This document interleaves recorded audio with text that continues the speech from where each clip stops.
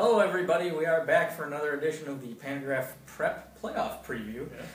We are now at the semifinal stage, so we've got one game to talk about, and it's GCMS. They're going to be at home against Sterling Newman in Class 2A. I had a feeling you were going to pick that game. Yeah, that was the game. That's the only area team we've got left. Yeah, it should be a great game. Newman is typical wishbone attack. They've used it for years and had a lot of success with it. So I was at Gibson City earlier this week, and Luke Frio, one of their main defensive guys, said he enjoys going against run teams. It's more of a more physical and aggressive type game. So he should love this game then, going against that offense. Yeah, you mentioned, I mean, obviously a perennial power in Newman, got knocked off last year, but they're both teams 12-0. They're going to have to contend with a running game of a three-headed monster, really, with Easton Bianchi, Cade Gorsney, and Luke Olson. Yeah, last Coach Mike Proposi was telling me that last week Orion played him and really concentrated on taking Bianchi out of the game, and they held him to 53 yards, but Gorsney had like 202 and Olson had 154, I think. So it's like pick your poison. It's as he said, that's why you run the wishbone, and it's hard to stop all three of them, and so that'll be the challenge for GCMS, if they can find a way to slow down all three of those guys. Yeah, and then you've also got to guard against quarterback Landon Vesely, who's an Illinois State recruit. Yeah.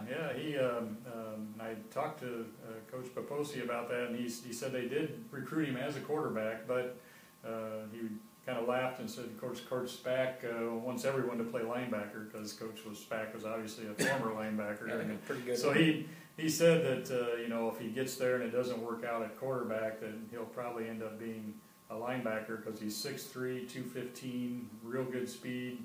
But he said, as far as being a quarterback, he's got a really strong arm, but in their offense, they just don't throw that often.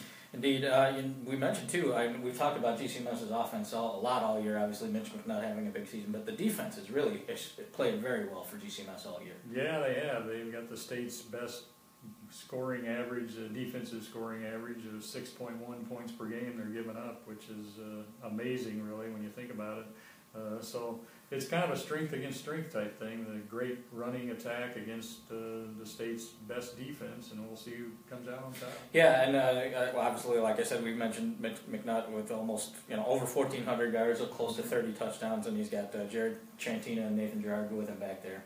Yeah, when talking to Mike Allen, Coach Allen, he said one big thing will be if they can move the ball well enough on offense themselves to keep Newman's offense off the field, because that's what Newman loves to do to you, put together those 15-play drives that chew up like half of a quarter, and so if GCMS can kind of turn the tables and grind it out a little bit themselves, that'll be to their benefit. Yeah, I saw, and also when you're mentioning, time of possession will be key. Also, field position could be a big battle. Yeah, I mean, a key turnover here or there, if GCMS would turn it over and give them the ball on their 25 or something, it's a huge difference, and vice versa. I mean, GCMS came up with a lot of turnovers last week against EPG, so they'll need to do some of that this week, I think, to beat Newman. One other nice little thing of note is is a little bit of the coaching comparison. Mike Poposi has been at Newman for almost 40 years, if I'm not mistaken, and yet Mike Allen, now what is it, 13 years at WCMS? 17 altogether, years, yeah. And it didn't start out all that well. No, yeah, he was 0-9, and then 1-8, and then 3-6. So after 3 years, he's 4-23, and to the credit of the administration, they stood behind him and had faith in him, and he's been rewarding him ever since. 13 out of the last 14 years they've been in the playoffs, and this is the second time they've made it to the semifinals, and hopefully they can clear that hurdle and get to the title game. Indeed, should be a fun one to watch. I will be on the scene in Gibson City tomorrow at 2 p.m. for the 2A semifinal, and the winner will move on to DeKalb for the title game.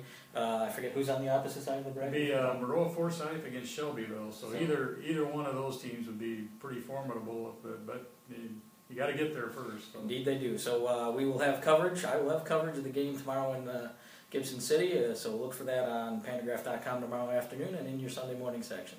Thanks for watching.